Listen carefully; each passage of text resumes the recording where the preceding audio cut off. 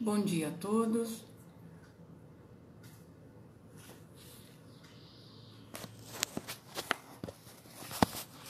Mais uma vez, aqui estamos para o estudo do livro Estude Viva. Eu espero que todos vocês tenham um bom dia, que esses minutos sejam produtivos e sejam também uma fonte de inspiração para o dia de todos nós, né? Que seja para acalmar os nossos corações, seja para fazer um gatinho aparecer na frente da gente e se esfregar. A partir de agora, que Jesus, nosso Mestre Maior, que todos os nossos protetores, todos os nossos anjos, os espíritos que nos querem bem, que nos envolva, que nos faça atentos, né, para tudo que está acontecendo, que o nosso coração esteja calmo diante desta pandemia, que tenhamos racionalidade com tudo isso que está acontecendo e que possamos, mesmo nesse turbilhão de notícias, que possamos dar algumas paradas e pensar no que realmente é necessário, do que é bom para a nossa alma, né? Porque essa pandemia, esse momento vai passar, mas nós vamos continuar a nossa caminhada. E assim sendo, eu desejo a todos ótimos momentos e que nos sirvam de lição. Que os nossos espíritos, Isabel Soares, nossos mentores, estejam conosco a partir de agora. Muito bom dia. Bom, a lição de hoje é a lição de número 4 do livro Estude Viva, e ele traz como os temas que ele quer tratar nessa lição pequena. Ele quer tratar de autodefesa, de autovigilância, de concurso fraterno, de esforço próprio, de espíritos protetores e de experiência individual. Ou seja, com os mentores, as coisas funcionam assim. Conversa pouca e concisa, né? Falar-se o necessário. Eu acho que isso é um grande aprendizado, né?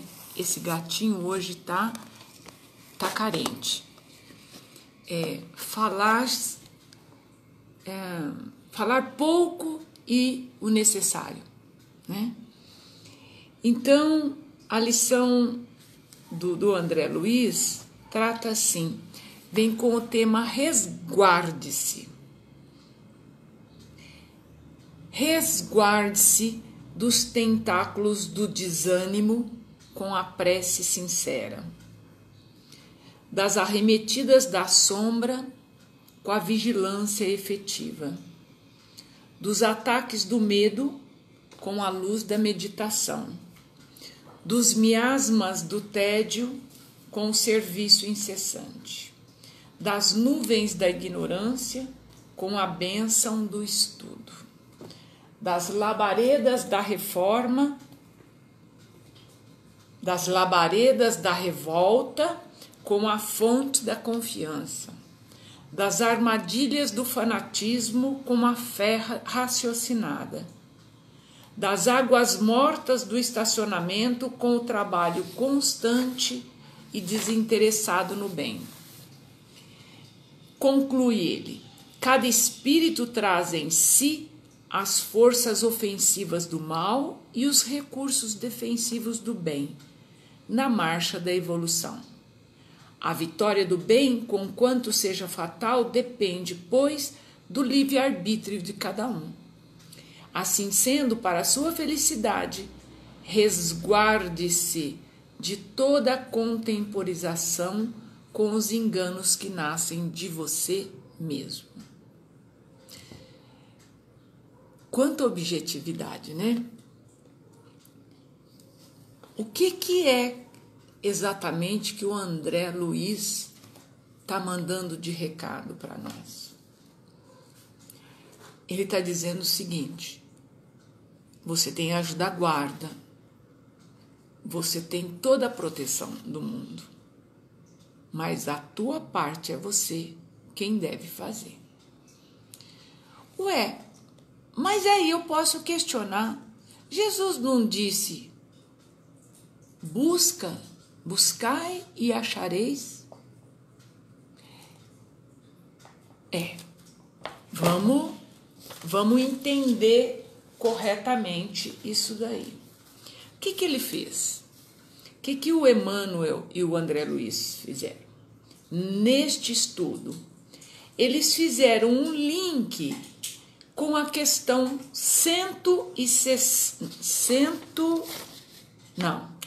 491 do Livro dos Espíritos. O que fala essa questão do Livro dos Espíritos? Qual é a missão do espírito protetor? Ou seja, mas eu não tenho anjo protetor? Então, não? Então vamos lá. E qual que é a missão deste anjo protetor? A missão do espírito protetor é a mesma de um pai em relação aos seus filhos.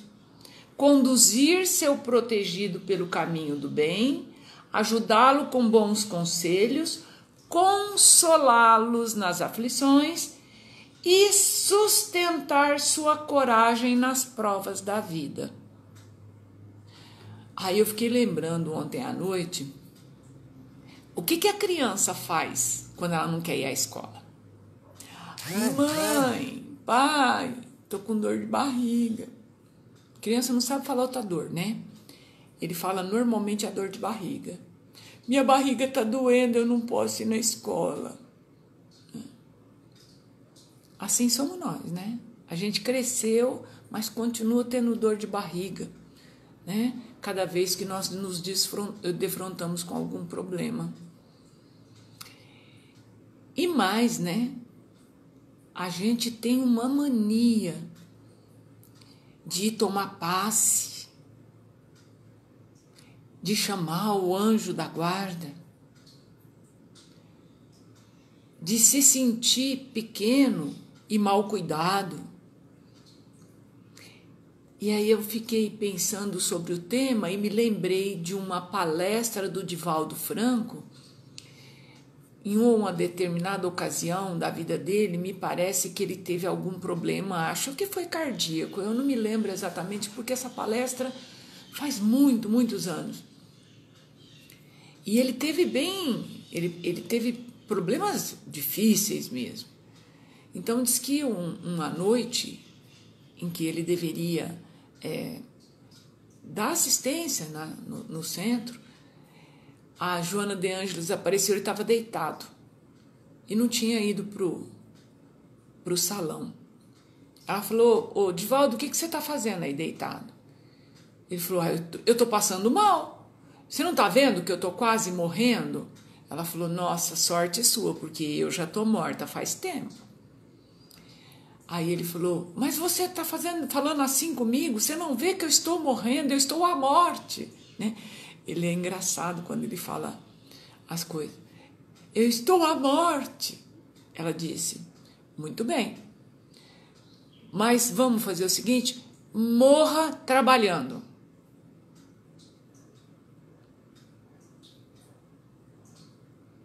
Como assim? Levante-se, vá trabalhar, vá atender todo mundo que está esperando por você lá no salão, porque você vai morrer sim, mas você vai morrer trabalhando. Então, crescer, eu acho uma coisa muito difícil. E tornar-se espírita significa crescer. tomar para si a responsabilidade da vida. Bom dia, gente. A responsabilidade da vida. Ué, mas eu não posso pedir para o meu espírito protetor, para o meu anjo protetor, meu anjo da guarda, que você chama como você quiser. Ué, lógico que pode. Agora, você e toda hora, eu queria comprar isso, o que você acha? Eu vou pedir ajuda para os meus mentores. Tem gente que dá muito trabalho para a espiritualidade. E tem muita gente que entende que a espiritualidade está à disposição dela, né? É aquela criança lá que diz assim, eu não quero ir para a escola hoje não, porque eu estou com dor de barriga. Tá, você está com dor de barriga, mas você vai para a escola do mesmo jeito, né? Assim que a mãe da gente falava para a gente. É assim que nossos espíritos protetores dizem pra gente. Tá doendo, mas você vai lá sim, sabe? Então, ele diz, a missão do espírito protetor é a mesma do pai. Quando você educa, você não bota o filho para ir trabalhar? Você bota o filho para trabalhar, é isso que o espírito protetor faz. E ele mais, né? Aí, para completar o ensino, o que ele faz? Ele remete a lição ao capítulo 25 do Evangelho segundo o Espírito, que é qual o título? Buscai e achareis. E mais especificamente no item 4. No item 4, ele diz assim, primeiro tem que ir no 3, né? Se Deus tivesse liberado o homem do trabalho físico, seus membros seriam atrofiados. Se o livrasse do trabalho intelectual, seu espírito permaneceria na infância, nas condições instintivas do animal. O que animal faz, gente? Animal come e dorme. Dependendo se ele mora na mata, ele caça. Ele caça, come e dorme. Né? Eis porque ele faz do trabalho uma necessidade. E lhe disse, busca e acharás. Trabalha e produzirás. E dessa maneira será filho das tuas obras. Terás o mérito de sua realização e serás recompensado segundo o que tiveres feito. E é em virtude da aplicação desse princípio que os espíritos não vêm poupar o homem de seu trabalho de pesquisar, trazendo-lhe descobertas e invenções já feitas e prontas para utilização. De maneira a só ter que tomá-las na mão sem sequer o incômodo de um pequeno esforço, nem mesmo de pensar. Se assim fosse, o mais preguiçoso poderia enriquecer-se e o mais ignorante tornar-se sábio, ambos sem nenhum esforço e atribuindo-se o mérito do que não haviam feito. Não! Os espíritos não vêm livrar o homem da lei do trabalho.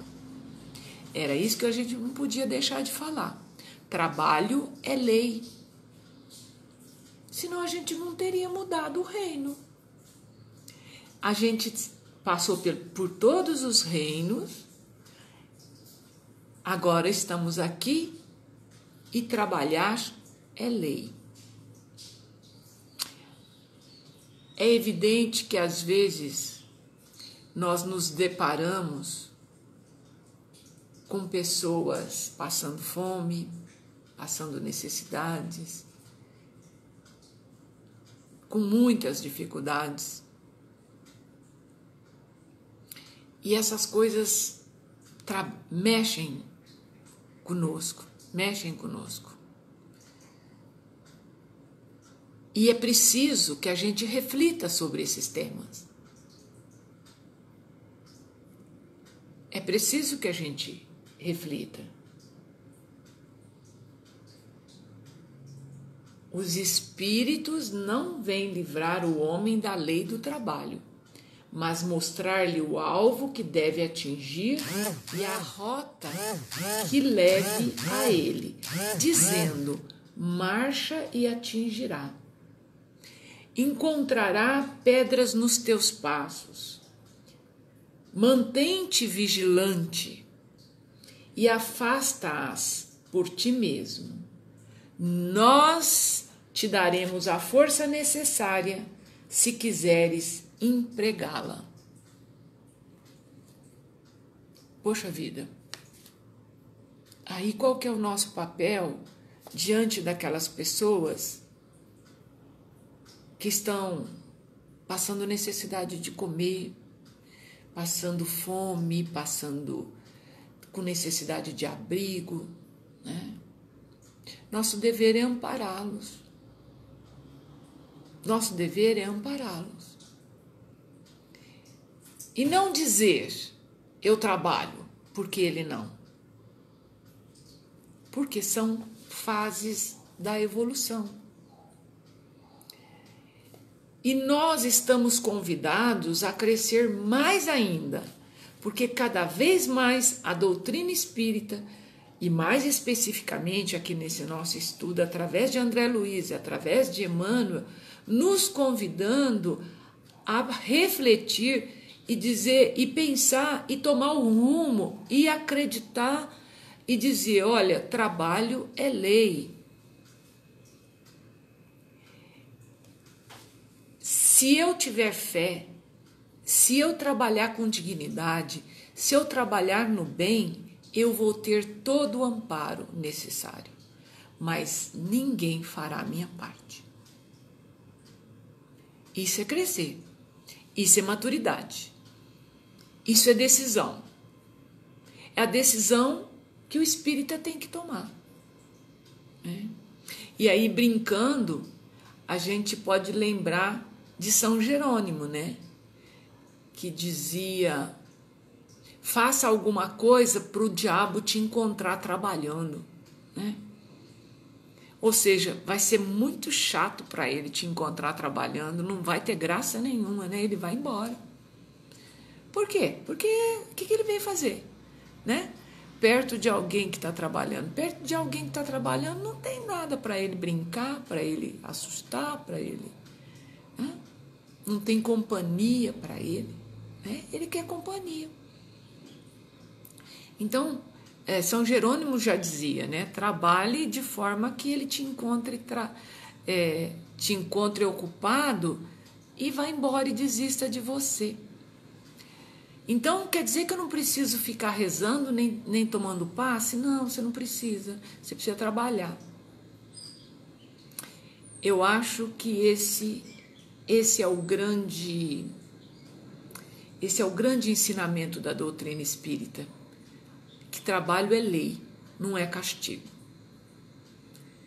Quantas vezes na imaturidade a gente não pensa, poxa vida, eu queria tanto ser rico, né? Queria ter dinheiro fácil, né?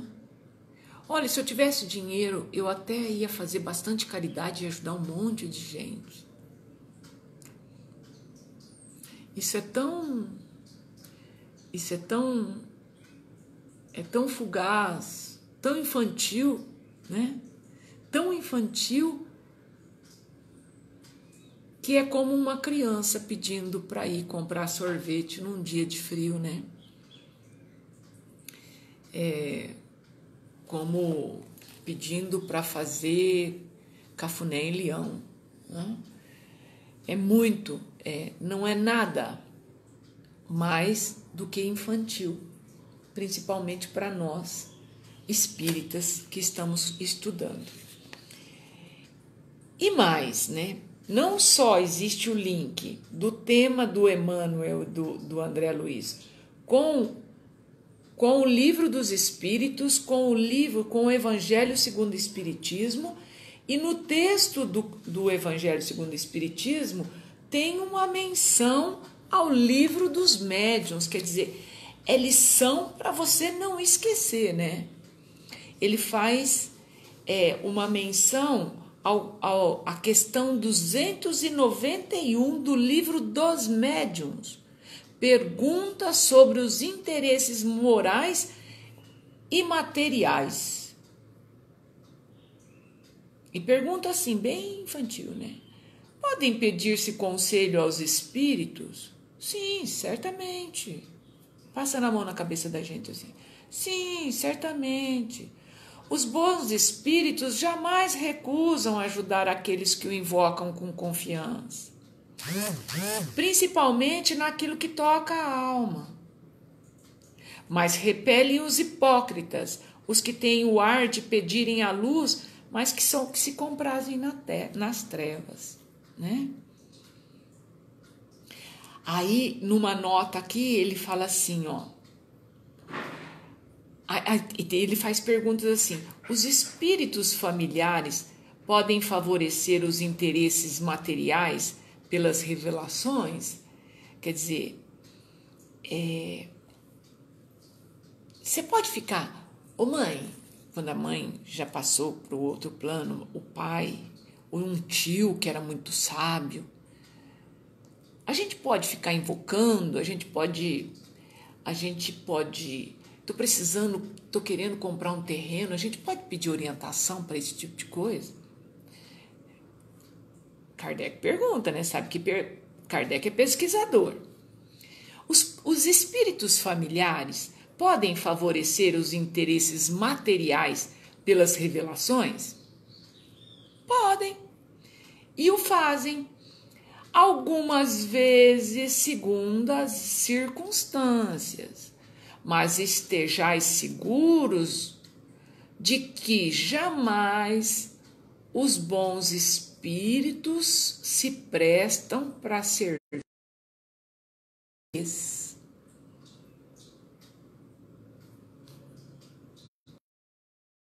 Abusar da condescendência dos espíritos familiares e iludir-se sobre a sua missão, interrogá-los a cada instante sobre as coisas mais vulgares, como o fazem certos médiuns. Gente, eu conheço, não é conversa nem tô falando porque me contaram. Eu conheço médiuns, pessoas que convivem com médiuns, que vivem a perguntar. Ah, você sabe que fulano já tinha me dito que tal negócio não daria certo. Como assim? Alguém já soprou isso para ele? Não, eu perguntei para ele se eu devia ou não fazer tal negócio, ele disse para mim que não seria bom, não. Ou então, coisas do tipo assim, o fulano de tal, o médium pediu para falar para fulano para não fazer isto, não. Como se os médiuns tivessem à disposição das pessoas. Como se mediunidade devesse ser usada para isso, né? Isto é falta de estudo. Isso é falta de estudo, porque os médiuns não estão à disposição de nós. Estão e podem e querem nos ajudar, mas não estão à nossa disposição. Então, parece que a lição de hoje está chamando nós ao prumo. Olha, fica de pé, trabalhe, e trabalhe muito. Trabalhe para que o diabo não te encontre desocupado. E não se esqueça, você tem espírito protetor, você tem anjo protetor. Mas ele não vai fazer o seu trabalho para você. Um pai faz a lição de casa para o filho? Não faz. Porque ele sabe que o filho precisa aprender. E se ele fizer no lugar dele, o filho não vai aprender. O espírito protetor é a mesma coisa. Os nossos espíritos familiares também agem assim. Não tenhamos a ilusão de que será diferente. Né? Espíritos como o Divaldo têm mentores como a Joana de Ângeles, né? Que diz para ele, ó, levanta, você está doente? Levanta e vai trabalhar, morra trabalhando. Né? Então, imagina o que o nosso não fará. Se falar diferente também, você pode desconfiar, porque não é anjo protetor, não. Pode ser um espírito que não tem o que fazer e que está zombando de você. Tenha esse risco, ainda que a lição não tocou, né? Mas existe essa possibilidade. Então, a gente está terminando, né, o nosso tempo, e eu queria só terminar com a lição do Emmanuel, benfeitores e bênçãos.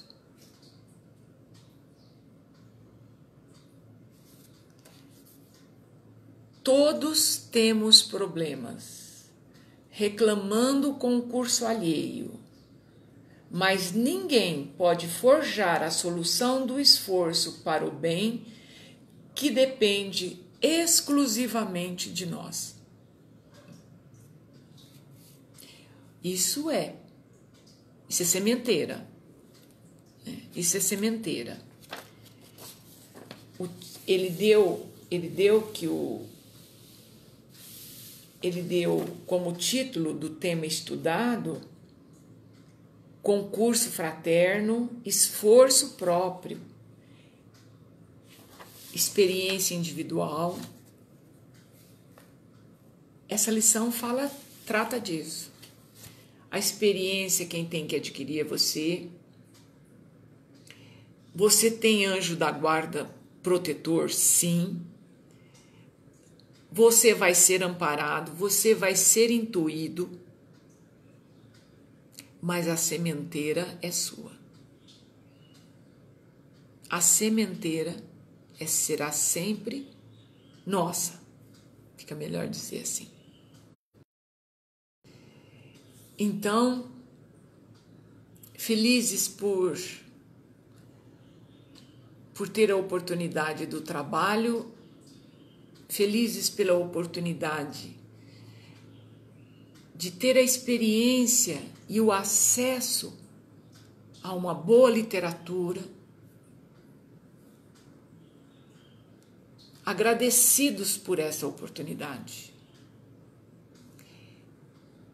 Eu espero que a gente tenha novas oportunidades, eu espero que vocês tenham um bom dia, que os anjos protetores de vocês os protejam, principalmente aqueles que agora sairão para a rua, para o trabalho, que irão para o trânsito, que irão conviver com outras pessoas no meio dessa pandemia, que vocês sejam protegidos, que vocês sejam intuídos, que tenhamos um ótimo dia e que vocês possam voltar para casa em paz e protegidos. Deus os abençoe e lhes dê um bom dia a todos nós.